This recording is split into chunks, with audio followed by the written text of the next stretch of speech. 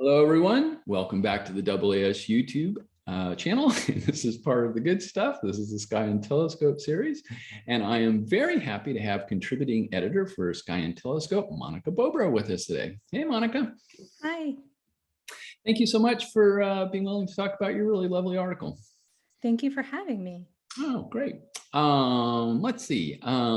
We are past equinox here. It's September 30th, 2021, as we're doing this recording. And where are you located at, Monica? I am in the San Francisco Bay Area. Bay Area. Very nice. Very nice. I used to live there. Oh, yeah. In fact, I did my graduate work at Santa Cruz, actually. Oh, nice. I'm familiar with the Bay Area. Occasionally went up to the city and played some music in some clubs and other sort of things, which we'll leave that alone. That's another story for another time. We've gone past equinox. So is fall kind of hitting in the Bay Area there? Have you cooled off a little bit? Is still getting smoke from those fires that are burning to the east? I haven't gotten any smoke recently where we're at, and it's been pretty warm. It's been pretty warm. Okay. So I'm looking forward to the cooler days. Cooler days. It's been a hot summer. Yeah, usually, October is a good month in California. Yeah. Cool off and you get your best weather. The coastal fog moves off, and so it's pretty nice in October. It must be hot where you are. Cooler. So I'm in Phoenix, Arizona, and strangely enough, right around equinox is when sort of the power switch got toggled. That's a little unusual. So we're down into the lower 90s, upper 80s, but which sounds terribly hot to most people. But the humidity is down into sort of the single, sub 10%. So it feels quite dry, and it's very pleasant out right now, actually. But I understand when you say 88, 90, people go, it's so hot. It's all good. Okay. So let me ask, how did you get into astronomy in general? How did you get into that? That's an interesting story. So I didn't know anything about astronomy when I went to college. Okay. And I was advised by a senior to just take an intro to astronomy class, Astronomy 101. This professor is really great. Why don't you take the class? And that class absolutely changed my life. I decided to pick it up as a major, and I continued on from that moment forward. And the professor for that class ended up being my undergraduate advisor, and we're still very close. And very cool. I'm so thankful for his mentorship. Very cool. Very cool. That was awesome. That's late bloomer coming into it, going, ooh, yes, this sounds really good. Very nice. Astronomy is a big topic, right? There must be 1,001 different subjects one could get into. And so how did you get into the field that you did as an undergrad or a grad or beyond? Yeah, I my undergraduate advisor, who I just mentioned, connected me to someone for a summer internship. And that summer, that was the summer between my junior and senior year, and I studied the aurora using a NASA satellite called Image. Oh yeah. Mm-hmm. Yeah, and that was super exciting, and I sort of got into the field of solar and space physics from that point forward, and moved from studying the space physics side to the solar physics side later. Very nice. Very nice. So influential summer program. Yeah. So in your observing work or in your theoretical work or combination, do you have any, are there any adventure stories from the field or something like that? Let me ask, so did you mainly do observation? Did you mainly do data? Did you mainly do theory? A little bit of both? Yeah. I did both modeling and data analysis. So I worked at the Center for Astrophysics at Harvard, where I developed numerical models of the solar atmosphere and sort of compared those numerical models to data. And that was a really exciting time because I worked on a NASA mission called Inode.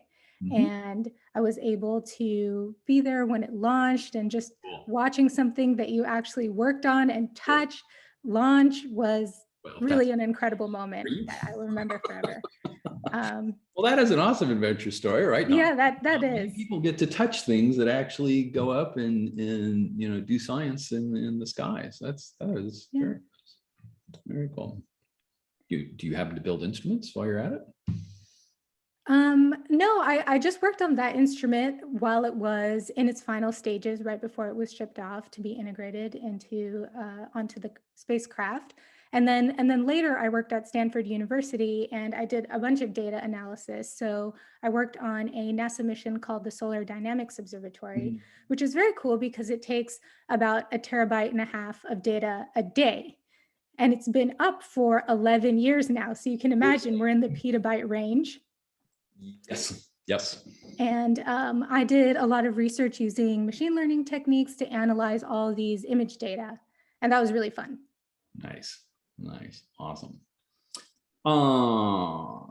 So you are a contributing editor for S&T. So at some point, your interest, maybe you always had the interest, maybe that's what you did before you took that intro planetary class. You must have liked writing at some point. And so how did you sort of come into science writing? Yeah, I always wanted to be a journalist. I admired Barbara Walters from a very young age. I wrote for local newspapers in middle school and high school, and I went to college to pursue a journalism degree. And I just incidentally, took this one astronomy class, and yeah, it changed my life. But I did do a double major, so I was thinking, what could possibly combine my love of journalism with my love of astronomy? And I came across Sky and Telescope magazine, probably my sophomore year of college. Wow. And so I just wrote Kelly Beatty, who is a senior editor there now, an email, just cold emailed him and said, I want to work for you. And he was so kind and said, sure. And I interned at Sky and Telescope my junior year of college, and I've been writing for them ever since. Wow. Wow. So you have quite a history of writing for S&T. Yeah.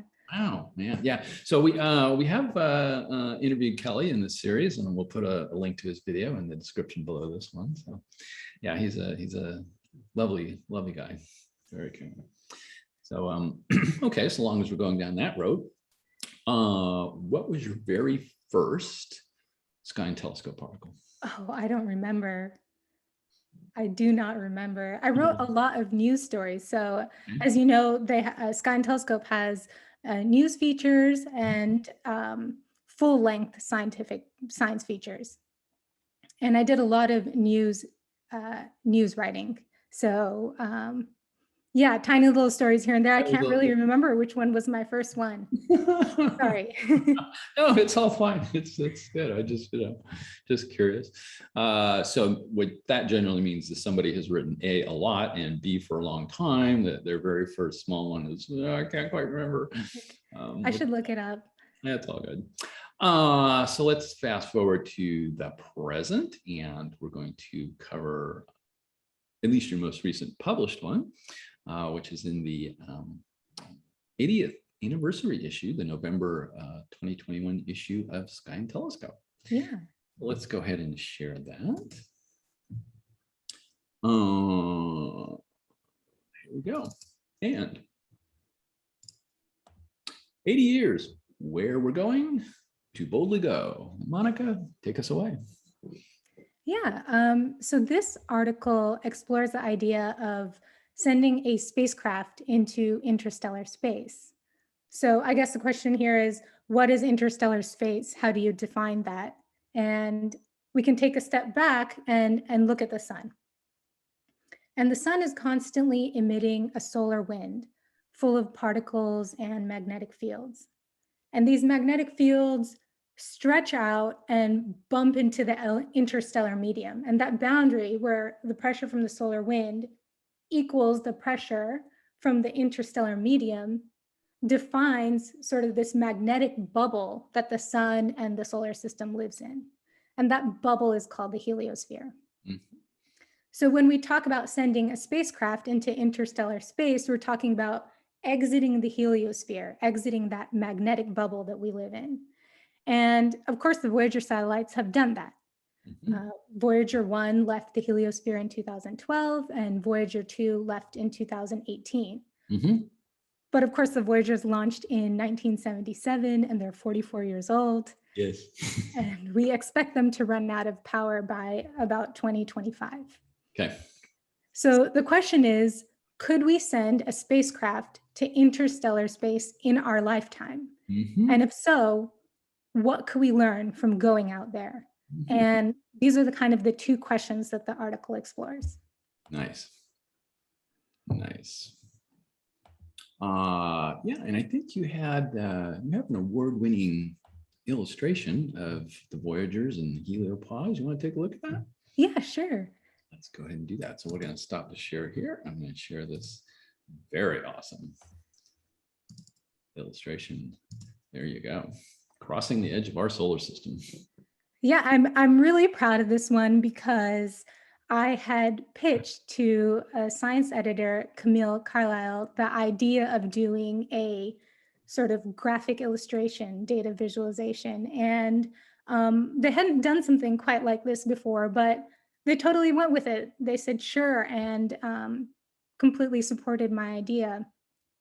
And one of the things that I wanted to do with this, when you take a look at it, you can see it looks hand-drawn or drawn like on a chalkboard or something like that.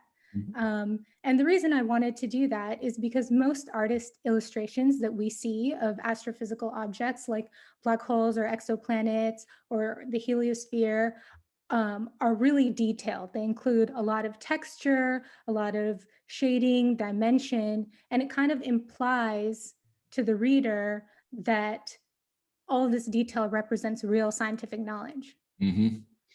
Mm-hmm. But in reality, we don't know that much detail about the system. So I wanted to put together a really simple picture of what we actually do know. And what we don't, as is shown by that inset down below, right? You typical picture in an Astronomy 101 textbook, since we keep coming back to that, kind of looks like this bullet thing flying through the ISM. We don't know that. It could be this. It could be sort of this Pac-Man shaped object going through. So. Yeah, that's absolutely right. So, and another thing we don't know is you see down in the lower left corner, it says bow wave, and then there's a question mark. So right. There's this notion that the heliosphere, as it's traveling through interstellar space, is traveling much faster than the speed of the interstellar medium. Mm-hmm. But people think that those could actually be equal. So it may be that the heliosphere is not really traveling that much faster than the interstellar medium. And people used to think there would be a big shock wave outside of the heliosphere because it's traveling so fast, but maybe there isn't. So not only did they, put a little question mark there, but the artists went through and sort of put in eraser marks to kind of give this notion right. that it is a work in progress. We don't really know, right? We're erasing and redrawing and learning about this. That's a nice touch. Nice touch on the artwork. Yeah, the artwork is just fantastic. Yeah, the artist Nicole Fuller put this together, and we iterated, and she did a fantastic job. And I couldn't be happier with the results. And I also think that this sort of chalkboard feeling makes it more relaxing to look at. It's not as intimidating, the heliosphere or shock waves or something like that seems a bit more accessible. Right. Even just the terminology, termination shock. It sounds nasty. But all you mean is a shock going out where two speeds become one less than the other. It's all you really mean here. But that's great.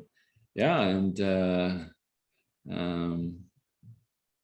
the unevenness of it, right? So Voyager 1, crosses the heliopause, of order 12 astronomical units, and Voyager 2 at a different number. Yeah, it's a dynamic boundary. It's always changing because it depends on what the sun is doing. And the main point of this visualization is when Voyager 1 crossed the heliopause, it observed a very complex turbulent boundary. It took 30 days for it to cross the heliopause. And Voyager 1 crossed the heliopause around solar maximum. So that's when the sun is most active. It has a lot of sunspots. And Voyager 2 crossed the heliopause 6 years later in 2018. And it observed a very simple boundary, and it crossed the whole thing in a day. So the Voyagers crossing the heliopause gave us a lot of information that we didn't know, but also opened up so many questions about the nature of the heliopause itself. So that kind of brings us back to the notion of the interstellar mission. What more could we learn about the heliopause from going outside and looking at it from the outside? So let me go down the route of, and this was originally published in September 2020, or it came out in the September 2020 issue. So 1 year ago, how about that? It's 1 year old, yay. Yeah. So suppose, and just to get back to the article of, pointing toward the future to boldly go. So I'm going to make you queen of NASA here in a mission. So if there was a version 2.0 of this diagram, let's say in a year or so, where would you point, let's say Voyager 3 or whatever it happens to be called? Where would you choose to send out? And what would you do a little differently than what Voyager 1 or Voyager 2 did? Yeah, so going back to the article, one of the things that I discuss in the article is a mission concept proposed by folks at the Applied Physics Laboratory at Johns Hopkins University. And they are proposing a mission called Interstellar Probe. And so they are proposing a mission that could take one of many orbits. Okay.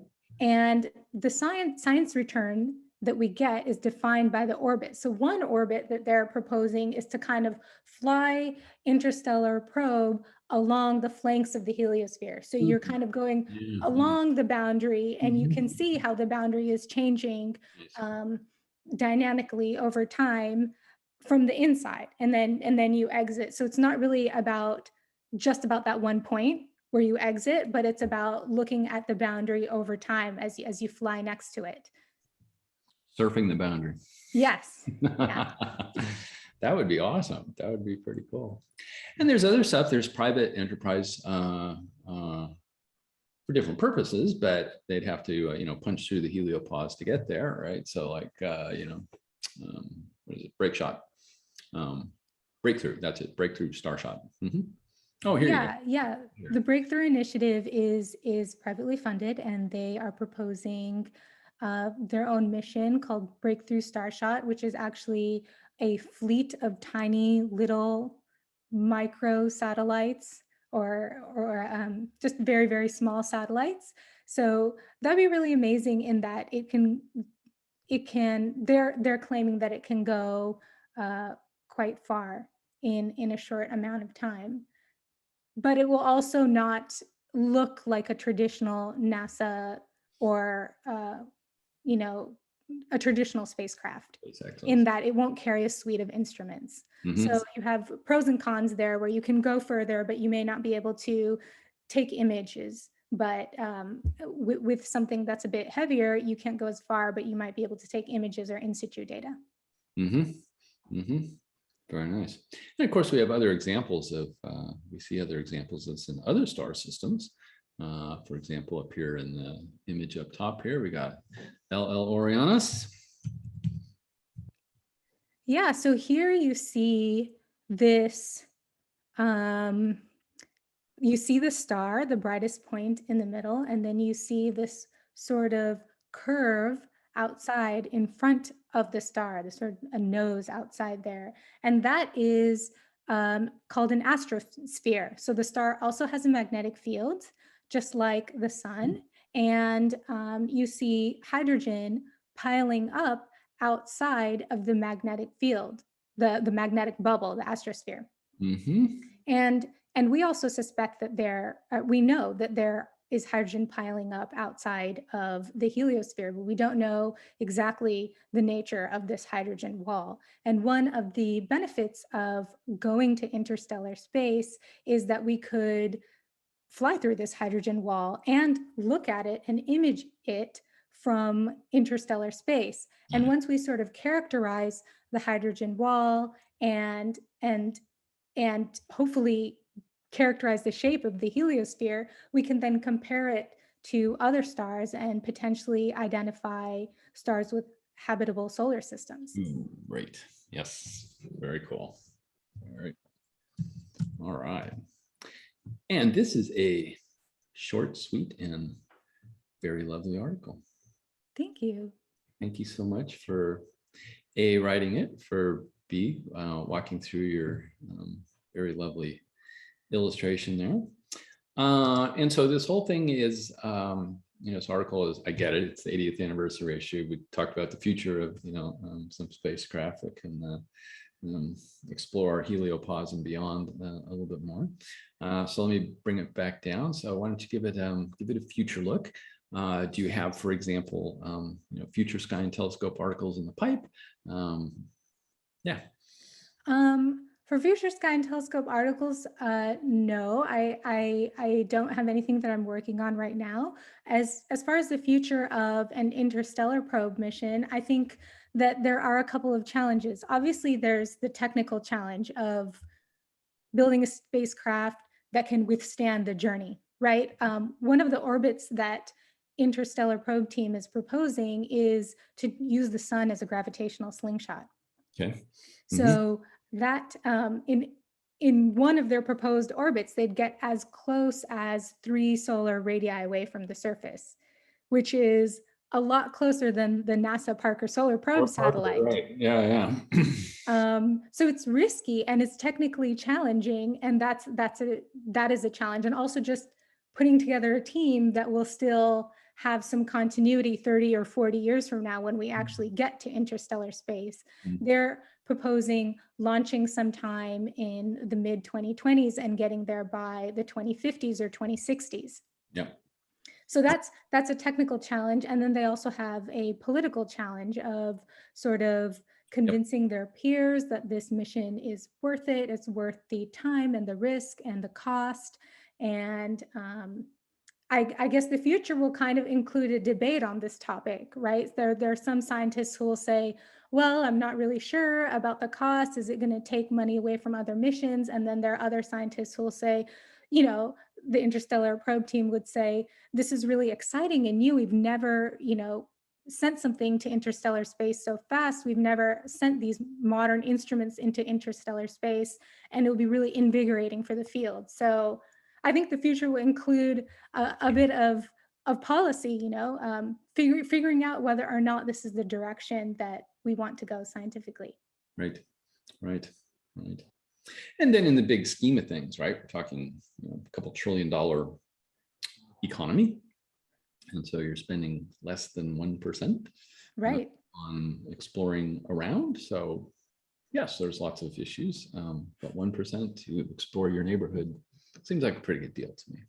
Seems like a good deal, yeah. It's all great.